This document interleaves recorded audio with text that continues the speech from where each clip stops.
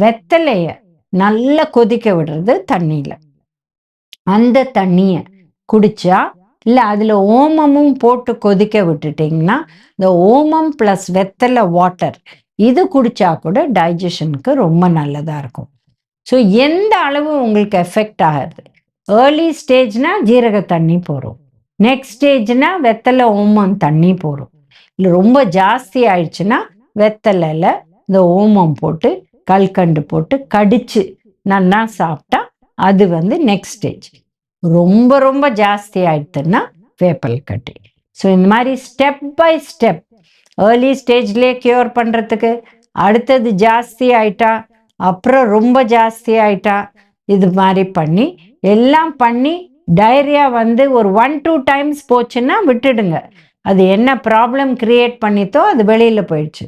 But கண்டினியூஸாக போயிட்டுருக்கு அப்படின்னா நீங்கள் வேப்பம்பூ போட்டு அதை ஸ்டாப் பண்ணிடலாம்.